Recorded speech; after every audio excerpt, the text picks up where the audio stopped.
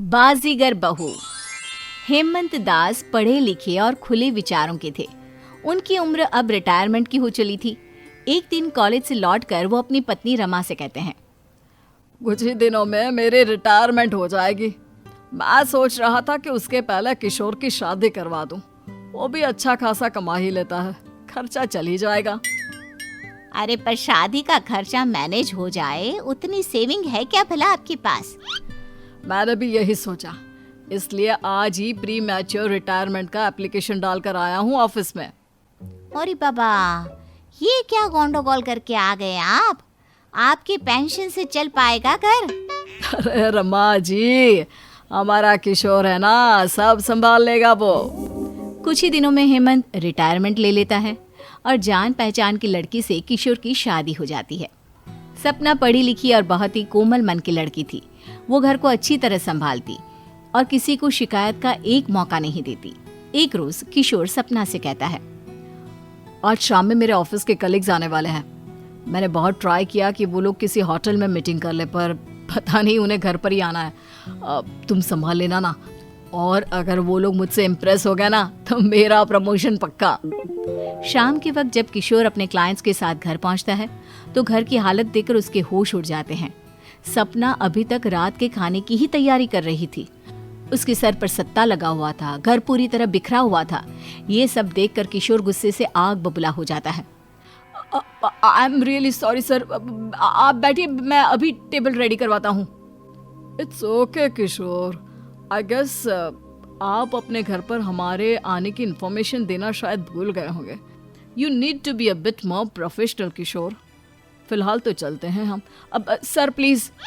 ये कहकर किशोर के क्लाइंट्स चले जाते हैं और किशोर का गुस्सा सपना पर टूट पड़ता है।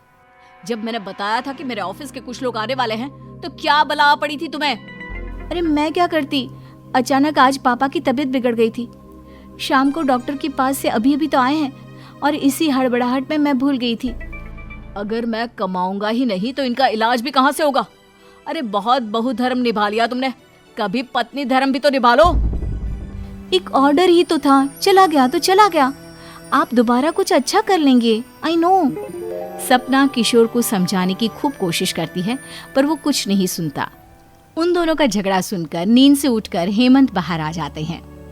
ये क्या तरीका है बहू से बात करने का? माफी मांगो बहू से किशोर। अरे कान की नीचे लगाइए इसके एक, तब समझेगा। ये क्या मजाक है माँ? मैं बच्चा नहीं रहा, और अगर ये मजाक है तो मुझसे तो मत ही करो। पापा तो प्रोफेसर थे ना, इतनी मैनर्स नहीं थी कि कोई घर पर आए उसके पहले घर की हालत ठीक कर ली जाए। तुम लोगों के साथ रहकर तो सपना भी पागल हो जाएगी और मैं रोड पर आ जाऊंगा। घर आज तक ऐसे ही चला है, हम तो रोड पर नहीं आए। तू घर पर 4 पैसे क्या देने लगा, रोड पर आने की नौबत आ गई। मेरे पति की पेंशन से मैं हमारा खर्चा निकाल सकती हूँ। देख लिया रमा जी, मैं ना कहता था जितनी चादर हो उतने ही पैर पसारे, पर आपको तो अपने बेटे पर बड़ा फक्र था। आपकी ही नजर लगी है मेरी किस्मत को, मुझे आप लोगों के साथ रहना ही नहीं है। सभी के बहुत समझाने के बाद भी किशोर नहीं सुनता और वो घर की दूसरी मंजिल पर शिफ्ट हो जाता है। उसका व्यवहार दिन पर दिन बुरा होने लगता है। एक दिन जब वो घर आता है, बेटा वो तूने महीने का खर्च नहीं दिया। अरे माँ क्या कहूँ, सैलरी पूरी ही नहीं पड़ती। जैसे तैसे घर चला रहा हूँ, मेरा खुद का खर्चा चल जाए वही बहुत है। किशोर के बर्ताव को देखते हुए सपना सोचती है, पता नहीं इनको क्या हुआ है। अब लगता है इनको घर परिवार की अहमियत समझानी ही पड़ेगी। किशोर के घर से जाने के बाद सपना ट्यूशन पढ़ाती और जो कुछ कमाई होती उसे अपने सास ससुर को दे देती, जिससे हेमंत का घर तो अच्छे से चलने लग जाता और यहाँ सपना जानबूझकर खर्चे बढ़ाने लगती। ये दिन पर दिन खर्चे कैसे बढ़ रहे हैं सपना? तुम्हें तो कहते थे मैं बहन जी बनती जा रही हूँ।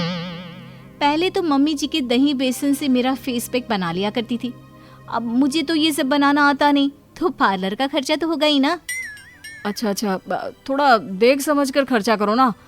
वैसे आज शाम को बॉस घर पर आ रहा है, पता नहीं कह रहे थे मिलना है। बॉस को खुश करने पता नहीं क्या क्या कर्म करने पड़ते हैं। सपना नाश्ता बनाने किचन में जाती है और जोर से चीखती है। उसकी चीख की आवाज सुनकर भागता हुआ किशोर किचन में आता है। मेरे पेट में दर्द उठाया है किशोर, कुछ करो। किशोर फौरन सपना को डॉक्टर के पास ले जाता है। जांच होते होते दोपहर हो जाती है। फिर डॉक्टर सपना को आराम करने की सलाह देते हैं। 5 तो यहीं बज गए किशोर, 7 बजे तक तो तुम्हारे पास आ जाएंगे। अरे देखा जाएगा यार, तुम्हारा ठीक रहना ज्यादा जरूरी है। दोनों घर पहुंचते हैं, जहां किशोर देखता है कि उसके बॉस पहले ही वहां पहुंच चुके थे और हेमंत और रमा के साथ खाने का मजा ले रहे थे।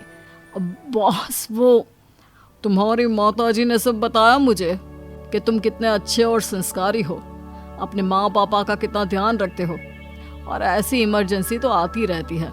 मुझे अच्छा लगा कि you choose your family over anything.